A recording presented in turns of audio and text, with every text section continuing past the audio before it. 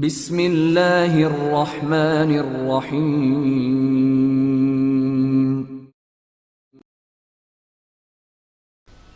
Grass dam, Imran series, مصنف مظہر کلیم MA۔ ٹیلی phone کی گھنٹی بجتے ہی کرسی پر بیٹھے ہوئے ادھیڑ عمر آدمی نے ہاتھ بڑھا کر ریسیور اٹھا لیا۔ یس شہاب بول رہا ہوں، ادھیڑ عمر کا لہجہ تہکمانہ تھا۔ اسلم بول رہا ہوں باس، دوسری طرف سے ایک مؤدبانہ آواز سنائی دی۔ یس کیا رپورٹ ہے انٹیلیجنس کے بارے میں؟ شہاب نے چونک کر پوچھا۔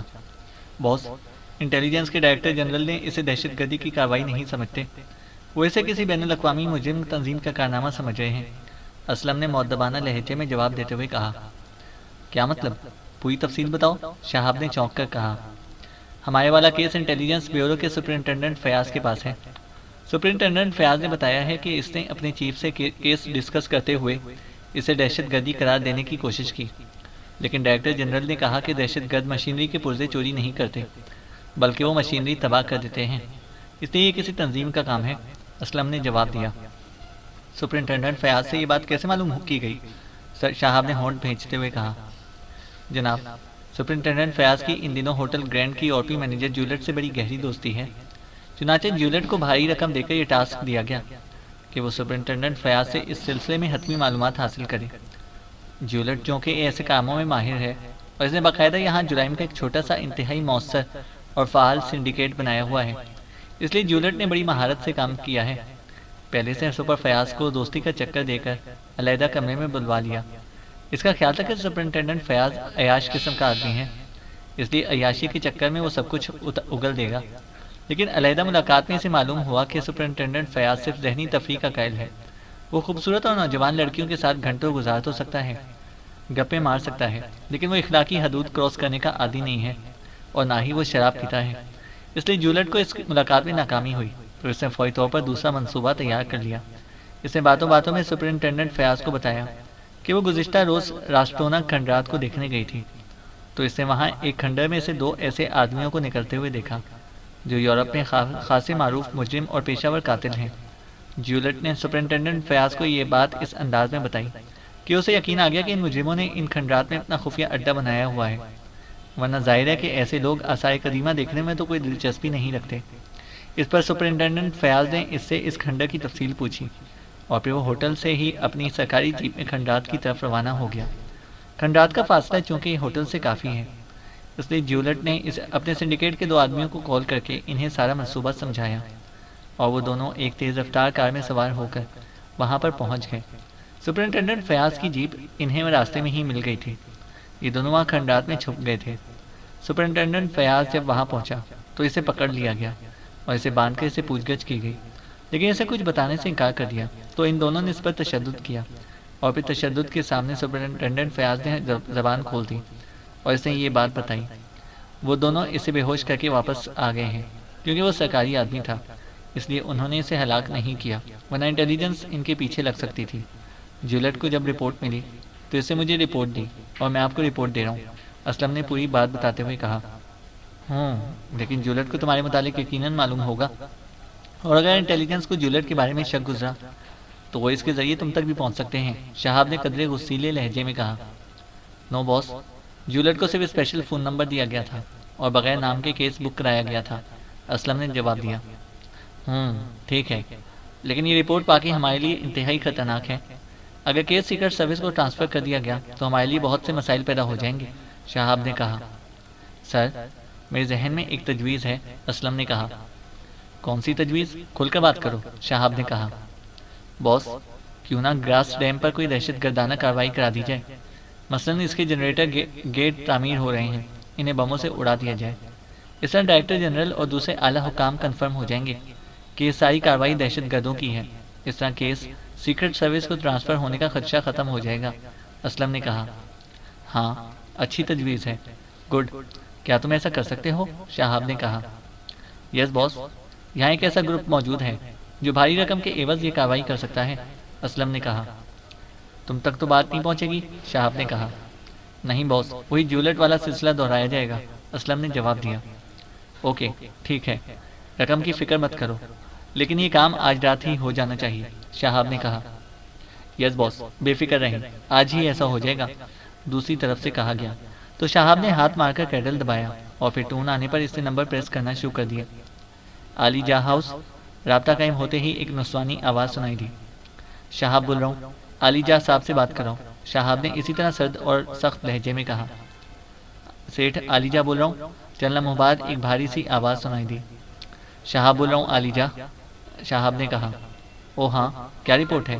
گراس ڈیم مشن کے بارے میں، علی جا نے چونک کر پوچھا۔ وہ پرزہ جو وہاں سے حاصل کیا گیا تھا وہ تو آپ تک پہنچا دیا گیا ہے، لیکن ہمیں یہ تشویش تھی کہ اس پرزے کی چوری کا کیس پاکیشیا سیکرٹ سروس کو ٹرانسفر نہ کر دیا جائے۔ ہم چاہتے تھے کہ یہ کیس انٹیلیجنس کے پاس ہی رہے، کیونکہ اگر کیس پاکیشیا سیکرٹ سروس کو ٹرانسفر ہو گیا تو پھر ہمیں طویل عرصے کے لیے ملک چھوڑنا پڑے گا، شہاب نے کہا۔ کیا یہاں کی سیکرٹ سروس خطرناک ہے؟ علی جا نے حیرت بھرے لہجے میں کہا۔ جی ہاں، یہ سروس پوری دنیا میں انتہائی خطرناک سمجھی جاتی ہے، شہاب نے جواب دیا۔ تو پھر تم نے اس بارے میں کیا کیا ہے؟ علی جا نے کہا تو شہاب نے گیٹ بموں سے اڑانے کی کارروائی کی تفصیل بتا دی۔ گڈ، یہ اچھی تجویز ہے، علی جا نے کہا۔ آپ کو مزید رقم دینی ہوگی، اور اگر ہمیں ملک چھوڑنا پڑا تو اس کی پیمنٹ بھی آپ کو کرنی ہوگی، شہاب نے کہا۔ ٹھیک ہے، تم بے فکر رہو، البتہ دہشت گردی کی اس کارروائی کی رپورٹ مجھے دے دینا، علی جا نے کہا۔ ویسے تو صبح اخبارات سے آپ کو علم ہو جائے گا، پھر بھی میں رپورٹ دے دوں گا۔ آپ پیمنٹ کب کریں گے؟ شہاب نے کہا۔ کارروائی مکمل ہونے کے فوری بعد تو میرے پاس آ کر پیمنٹ لے جانا، جیسے پہلے وصول کی تھی، علی جا نے کہا۔ اوکے، گڈ بائے، شہاب نے مطمئن لہجے میں کہا اور ریسیور رکھ دیا۔ اس کے چہرے پر اب گہرے اطمینان کے تاثرات نمایاں ہو گئے تھے۔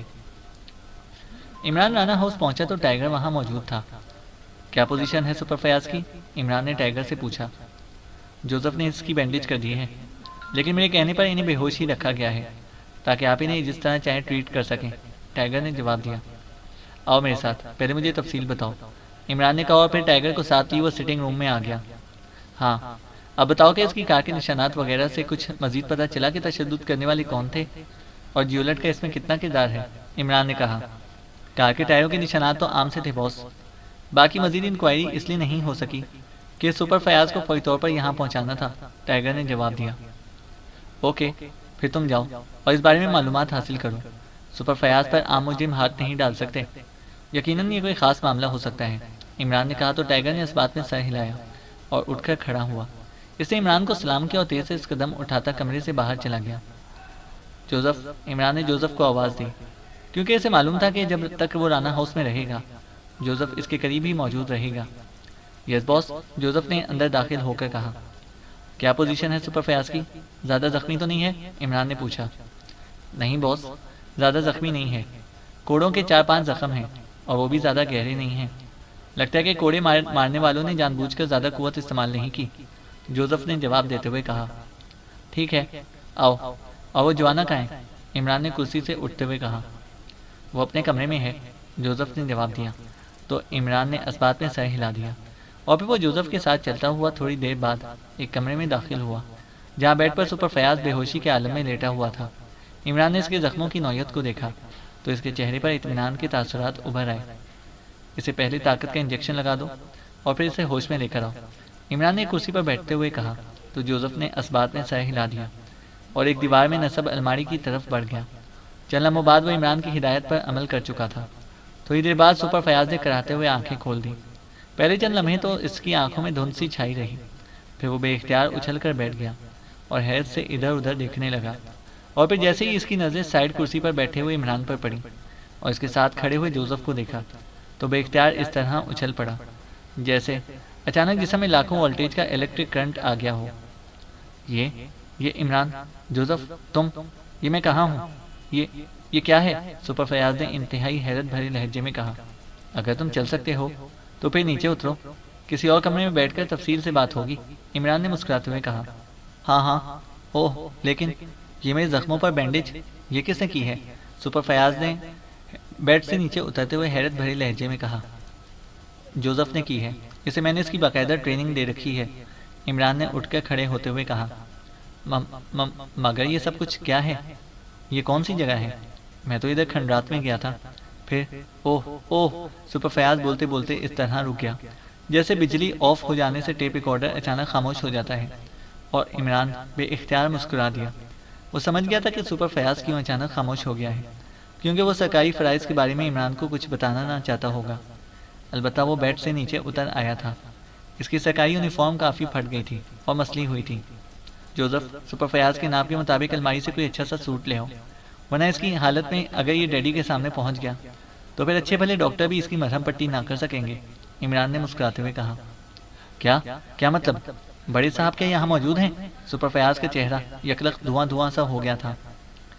یہ رانا ہاؤس ہے، یہاں ڈیڈی موجود تو نہیں ہے، لیکن جب میں انہیں تمہارے بارے میں اطلاع دوں گا تو ظاہر ہے تمہیں فوری طور پر ان کے سامنے جانا پڑے گا، عمران نے مسکراتے ہوئے کہا۔ اوہ پلیز عمران، انہیں اطلاع مت دینا، سپر فیاض نے بوکھلائے ہوئے لہجے میں کہا۔ اوکے، اگر تم کہتے ہو تو نہیں دوں گا، آؤ میرے ساتھ، عمران نے مسکراتے ہوئے کہا، اور پھر وہ اسے لے کر سٹنگ روم میں آ گیا۔ جوزف، سپر فیاض کے لیے جوس لے کر آؤ، عمران نے جوزف سے کہا اور جوزف سر ہلاتا ہوا واپس چلا گیا۔ یہ کیا ہوا؟ میں یہاں کیسے آ گیا؟ سپر فیاض نے ہونٹ چباتے ہوئے کہا۔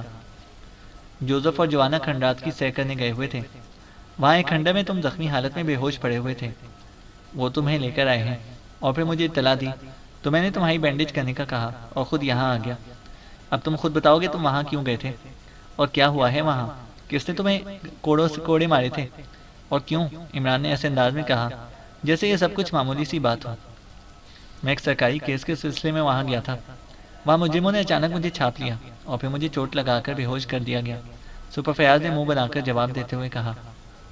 بے ہوش کرنے کے بعد تو کوئی کوڑے نہیں مارا کرتا، اس لیے اصل بات بتا دو، ورنہ تم جانتے ہو کہ اگر میں نے اڑتی چڑیا کے پر گرنا شروع کر دیا تو جواب درست بھی آ سکتا ہے، لیکن پھر یہ تفصیل ڈیڈی تک بھی پہنچ سکتی ہے، عمران نے مسکراتے ہوئے کہا۔ میں درست کہہ رہا ہوں، سپر فیاض نے کہا۔ اسی لمحے جوزف اندر داخل ہوا۔ اس نے ٹرے اٹھائی ہوئی تھی جس میں جوس کے 2 بڑے بڑے گلاس موجود تھے۔ ایک گلاس اس نے سپر فیاض کو اور ایک عمران کو دیا اور پھر خاموشی سے واپس چلا گیا۔ تو پھر میں پر گرنا شروع کر دوں؟ بولو، عمران نے جوس کا گھونٹ لیتے ہوئے کہا۔ یہ کیا بکواس کر رہے ہو؟ یہ ٹھیک ہے کہ تمہارے آدمی مجھے وہاں سے اٹھا کر لائے اور تم نے مرہم پٹی بھی کر دی اور اب جوس بھی پلا رہے ہو، لیکن اس کا یہ مطلب تو نہیں کہ میں تمہیں سرکاری کیس کی تفصیل بتانا شروع کر دوں، سپر فیاض نے جھلائے ہوئے لہجے میں کہا۔ اس کا جواب بتا رہا تھا کہ اب وہ ذہنی طور پر پوری طرح سنبھل گیا ہے۔ اچھا ٹھیک ہے۔ چڑیا کے پہلے پر ہوٹل گرینڈ کی خوبصورت اور یورپی لڑکی مینیجر جولیٹ کا نام لکھا ہوا ہے، جس کے ساتھ ایک علیحدہ کمرے میں تم نے کئی گھنٹے گزارے ہیں، کیوں ٹھیک ہے نا؟ عمران نے کہا تو سپر فیاض بے اختیار اچھل پڑا۔ اس کے چہرے پر حیرت کے ساتھ ساتھ غصے کے تاثرات نمودار ہو گئے۔ تمہیں یہ سب کچھ کیسے معلوم ہو گیا؟ کیا تم میری جاسوسی کراتے رہتے ہو؟ سپر فیاض نے ہونٹ چباتے ہوئے کہا۔ مجھے کیا ضرورت ہے کسی سرکاری آدمی کی جاسوسی کرانے کی؟ میں تو اڑتی چڑیا کے پر گن رہا ہوں۔ دوسرے پر لکھا ہوا ہے کہ تم وہاں سے جیپ میں سیدھے کھنڈرات پر گئے، اور تیسرے پر لکھا ہے کہ تمہاری وہاں جیپ کے ساتھ ایک کار کے نشانات بھی موجود ہیں، اور چوتھے پر لکھا ہوا ہے کہ تم گھر سے سوٹ پہن کر نکلے تھے لیکن آفس میں پہنچ کر تم نے یونیفارم پہن لی۔ کافی ہے یا مزید پروں پر موجود تحریر بھی پڑھ دو؟ عمران نے جوس کے گھونٹ لے کر بڑے مزے سے بات کو آگے بڑھاتے ہوئے کہا۔ تو تم واقعی میں جاسوسی کراتے رہتے ہو، تمہیں اس لیے بھگتنا پڑے گا، سپر فیاض نے انتہائی غصیلے لہجے میں کہا۔ اوکے، پھر میں ڈیڈی کو بتا دوں یہ سب، تاکہ اس سے پہلے کہ میں بھگتوں تم بھی کچھ بھگت لو، عمران نے آنکھیں نکالتے ہوئے انتہائی سنجیدہ لہجے میں کہا۔ پلیز عمران، پلیز، تم میرے دوست ہو، پلیز، میں واقعی درست کہہ رہا ہوں، میں سرکاری کام کے لیے وہاں گیا تھا، میں جھوٹ نہیں بول رہا، ورنہ مجھے کیا ضرورت تھی ان ویران کھنڈرات میں جانے کی، سپر فیاض نے اس بار انتہائی منت بھرے لہجے میں کہا۔ مجھے معلوم ہے کہ تم کھنڈرات میں بغیر کسی سرکاری کام کے نہیں جا سکتے، لیکن کیا جولیٹ سے ملاقات بھی اس سرکاری کام کی وجہ سے تھی؟ عمران نے کہا۔ نہیں، وہ تو بس ویسے ہی اس سے دوستی ہے، اسے گپ شپ کے لیے گیا تھا، سپر فیاض نے ڈھیلے سے لہجے میں جواب دیا۔ اور اس گپ شپ کے دوران تمہیں شاید الہام ہو گیا کہ تمہارا سرکاری کام کھنڈرات میں پہنچ چکا ہے، کیوں؟ سنو فیاض، سب کچھ تفصیل سے بتا دو، کیونکہ یہ لڑکی جولیٹ یورپی ہے اور کسی یورپی لڑکی کا اس طرح تمہیں دلچسپی لینا خاصا پراسرار مسئلہ ہے۔ اگر تم نے سب کچھ نہ بتایا تو پھر مجھے سیکرٹ سروس کے چیف کو رپورٹ دینی پڑے گی، اور اس کے بعد تم جانتے ہو کہ کیا ہوگا، ساری بات ڈیڈی تک پہنچ جائے گی، عمران نے کہا۔ ایک شرط پر بتا دیتا ہوں کہ تم اپنے ڈیڈی کو نہیں بتاؤ گے، کیونکہ انہوں نے مجھے سختی سے منع کیا ہے کہ میں اس کیس کے سلسلے میں تمہاری مدد حاصل نہ کروں۔ انہیں اگر معلوم ہو گیا کہ تم نے میری مدد کی ہے تو وہ مجھے گولی مارنے سے بھی دریغ نہیں کریں گے، سپر فیاض نے آخر کا ہتھیار ڈالتے ہوئے کہا۔ تو عمران کے چہرے پر حقیقی حیرت کے تاثرات ابھر آئے۔ کیا مطلب؟ ڈیڈی نے منع کیا ہے؟ کیوں؟ عمران نے حیرت بھرے لہجے میں کہا۔ پتہ نہیں، بہرحال انہوں نے خصوصی طور پر منع کیا تھا۔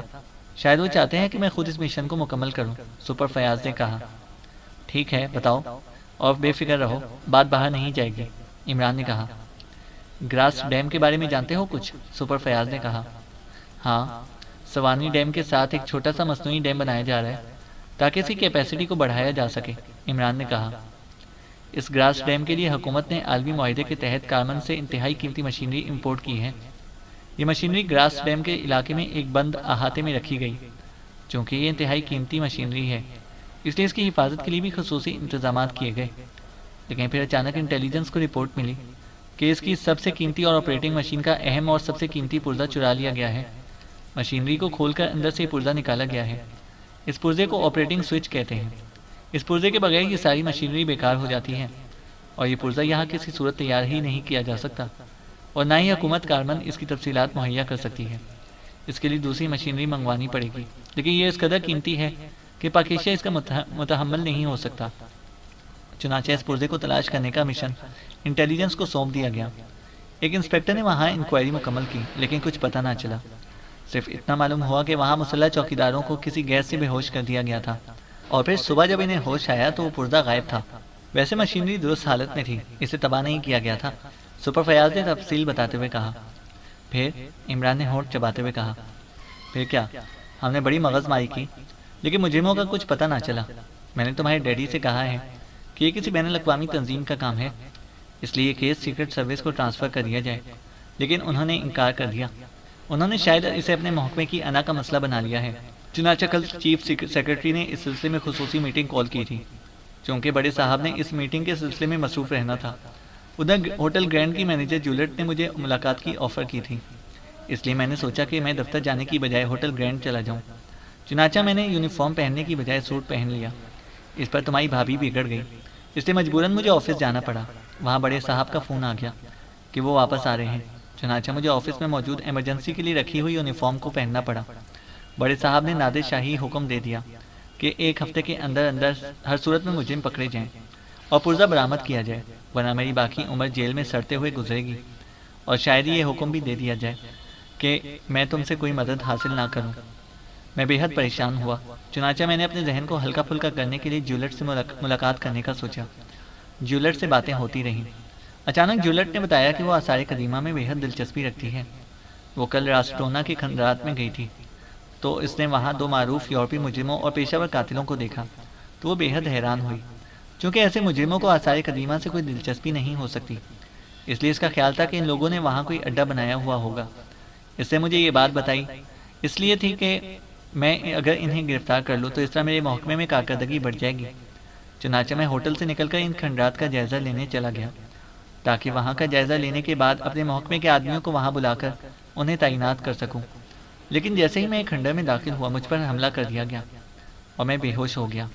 پھر جب مجھے ہوش آیا تو میں بندھا ہوا تھا، اور 2 غنڈہ نما مقامی آدمی وہاں پر موجود تھے، جن میں سے ایک کے ہاتھ میں کوڑا تھا۔ انہوں نے مجھ سے گراس ڈیم کے بارے میں معلومات حاصل کی۔ وہ یہ معلوم کرنا چاہتے تھے کہ یہ کیس سیکرٹ سروس کو ٹرانسفر تو نہیں کیا جا رہا۔ پہلے تو میں نے کچھ بتانے سے انکار کر دیا، لیکن انہوں نے مجھ پر تشدد شروع کر دیا، تو میں نے سوچا کہ یہ بات بتانے میں کوئی حرج نہیں ہے۔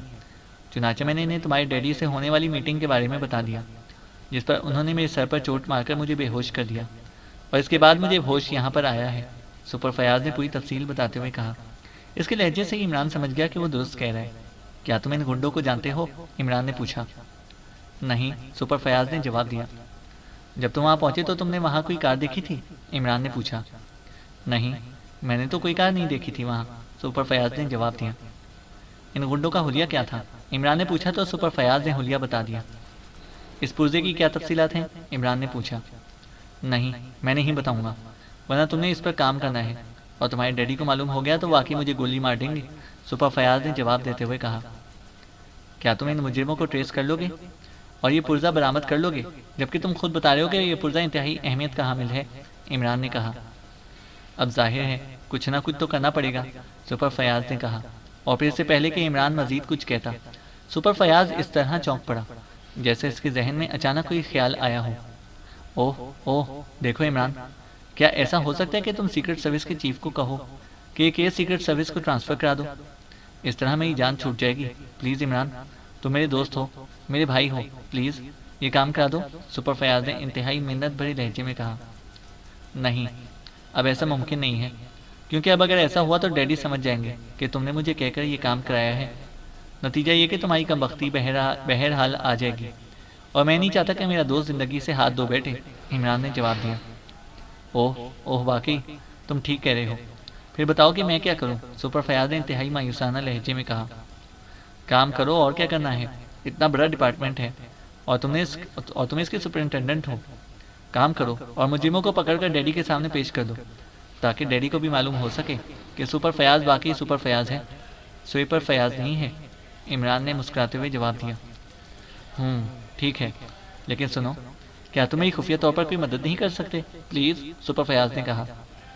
نہیں، سوری، یہ مشن واقعی تمہیں مکمل کرنا ہوگا، ڈیڈی کا فیصلہ درست ہے، اگر میں نے ہر بار تمہاری مدد کی تو تم واقعی نکمے ہو جاؤ گے، تمہیں میں نہیں نکما بنا کر نوکری سے نہیں نکلوانا چاہتا، عمران نے صاف جواب دیتے ہوئے کہا۔ تو سپر فیاض ایک جھٹکے سے اٹھ کھڑا ہوا، اس کے چہرے پر یکلخ غصے کے تاثرات ابھر آئے تھے۔ تو تم مجھے تانے دے رہے ہو، مجھے، سپرنٹینڈنٹ فیاض کو؟ تو تمہارا خیال ہے کہ میں نکما ہوں، میں تمہارے بغیر کچھ نہیں کر سکتا؟ اب میں تمہیں بتاؤں گا کہ کام کیسے ہوتا ہے، سپر فیاض نے انتہائی غصیلے لہجے میں کہا اور دروازے کی طرف بڑھ گیا۔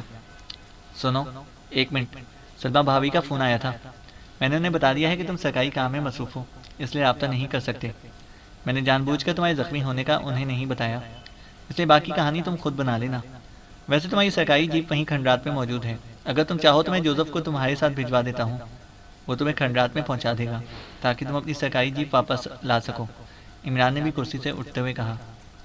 شکریہ، میں ٹیکسی پر چلا جاؤں گا اور جیپ میرا عملہ لے کر آ جائے گا، سپر فیاض نے اسی طرح غصیلے لہجے میں کہا اور دروازے کی طرف بڑھ گیا۔ جوزف، عمران نے کہا، تو دوسرے لمحے جوزف اندر داخل ہوا تو سپر فیاض اس کی وجہ سے رک گیا۔ سپر فیاض کا سوٹ تیار ہے، عمران نے کہا۔ یس باس، جوزف نے کہا۔ نہیں، مجھے کوئی سوٹ نہیں چاہیے، میں ایسے ہی ٹھیک ہوں، سپر فیاض نے کہا۔ وہ واقعی ناراض ہو گیا تھا۔ تمہاری مرضی، ویسے یہ بتا دوں کہ پھر تمہیں اپنے زخموں کے بارے میں تفصیلات ڈیڈی کو بتانی پڑیں گی، یہ سوچ لو، عمران نے مسکراتے ہوئے کہا۔ ایک تو تمہارے ڈیڈی بھی میرے لیے عذاب کا فرشتہ بن چکے ہیں۔ کہاں ہے سوٹ، سپر فیاض نے چلائے ہوئے لہجے میں کہا۔ تو ڈیڈی تمہارے لیے عذاب کا فرشتہ ہیں اور ان کے اکلوتے لڑکے سے تم سوٹ لے کر جا رہے ہو؟ ٹھیک ہے، ایسے ہی جاؤ اور بھگتو، نیکی کا زمانہ ہی نہیں رہا، عمران نے منہ بناتے ہوئے کہا۔ جوزف، کہاں ہے سوٹ، چلو میرے ساتھ، سپر فیاض نے جھلائے ہوئے لہجے میں جوزف سے کہا۔ سوری، جب تک باس نہیں کہیں گے آپ کو سوٹ نہیں مل سکتا، جوزف نے مؤدبانہ لہجے میں جواب دیتے ہوئے کہا۔ تو سپر فیاض پیر پٹکتا ہوا دروازے سے باہر نکل گیا۔ اسے سوٹ پہنا دو، ورنہ ٹیکسی والے نے اسے سیدھا ہسپتال لے کر جانا ہے، جاؤ، عمران نے کہا تو جوزف سر ہلاتا ہوا کمرے سے باہر نکل گیا۔ عمران نے ساتھ پڑے ہوئے فون کا ریسیور اٹھایا اور تیزی سے نمبر ڈائل کرنا شروع کر دیا۔ X2، رابطہ قائم ہوتے ہی مخصوص آواز سنائی دی۔ عمران بول رہا ہوں، بلیک زیرو، رانا ہاؤس سے، گراس ڈیم کی انتہائی قیمتی مشینری کا اہم ترین پرزہ چوری ہو گیا ہے اور چیف سیکرٹری نے یہ کیس سیکرٹ سروس کی بجائے انٹیلیجنس کو دے دیا ہے، عمران نے کہا۔ کیا یہ پرزہ اس قدر اہمیت رکھتا ہے کہ کیس سیکرٹ سروس کے پاس آنا چاہیے، بلیک زیرو نے حیرت بھرے لہجے میں کہا، تو عمران نے اسے تفصیل بتا دی۔ اوہ، پھر تو واقعی کیس سیکرٹ سروس کا ہے، کیا میں سر سلطان سے بات کروں، بلیک زیرو نے کہا۔ نہیں، میں نے فیصلہ کیا ہے کہ یہ کام انٹیلیجنس کے پاس ہی رہنا چاہیے، البتہ میں اپنے طور پر کام کروں گا کیونکہ مجھے اس بات کی ٹو میں ہے کہ کیس سیکرٹ سروس کو ٹرانسفر تو نہیں ہو رہا، اگر کیس ٹرانسفر ہو گیا تو ہو سکتا ہے کہ وہ لوگ ملک سے فرار ہی ہو جائیں، کیس انٹیلیجنس کے پاس رہے گا تو وہ مطمئن رہیں گے، عمران نے جواب دیتے ہوئے کہا۔ آپ کو کیسے ان ساری تفصیلات کا علم ہوا، بلیک زیرو نے حیرت بھرے لہجے میں پوچھا۔ تو عمران نے فیاض کی بیوی کے فون آنے سے لے کر اب رانا ہاؤس میں فیاض سے ہونے والی بات چیت کے بارے میں اسے تفصیل بتا دی۔ ویسے عمران صاحب، یہ کیس لگتا ہے سپر فیاض کے بس کا روک نہیں ہے، اسے سیکرٹ سروس کو ہی مکمل کرنا پڑے گا، بلیک زیرو نے کہا۔ نہیں، اسے کام کرنے دو، اصل مسئلہ اس پرزے کی برآمدگی کا ہے، اس پر میں ٹائیگر کے ساتھ کام کروں گا اور اگر ضرورت پڑی تو پھر سیکرٹ سروس کو بھی حرکت میں لایا جا سکتا ہے، عمران نے جواب دیا۔ ٹھیک ہے، جیسے آپ کہیں، بلیک زیرو نے جواب دیا۔ تم صفدر کی ڈیوٹی لگا دو کہ وہ گرینڈ ہوٹل کی مینیجر جولیٹ کے بارے میں تفصیلات اکٹھی کرے، خاص طور پر یورپ میں اس کی کارکردگی وغیرہ۔ عمران نے کہا، تو آپ کا خیال ہے کہ جولیٹ نے خاص طور پر فیاض کو کھنڈرات میں بھجوایا اور پھر وہاں سے اس سے معلومات حاصل کی؟ بلیک زیرو نے کہا، ہو سکتا ہے کہ ایسا ہوا ہو، اور یہ بھی ہو سکتا ہے کہ ایسا نہ ہو۔ یہ سب کچھ تو تفصیلات معلوم ہونے کے بعد ہی سامنے آئے گا۔ میں سر سلطان سے بات کر کے اس پرزے کے بارے میں تفصیلات منگوا لوں گا، عمران نے کہا، اور اس کے ساتھ ہی اس نے ریسیور رکھ دیا اور پھر اٹھ کھڑا ہوا۔ اسے سوچا تھا کہ پہلے ٹائیگر کی رپورٹ آ جائے، پھر وہ سر سلطان سے بات کرے گا، اس لیے فی الحال اس نے واپس فلیٹ پر جانے کا فیصلہ کیا تھا۔ چینل کو سبسکرائب کریں اور بیل آئیکن کو پریس کریں تاکہ ہماری ہر اپڈیٹ آپ کو بر وقت مل سکے۔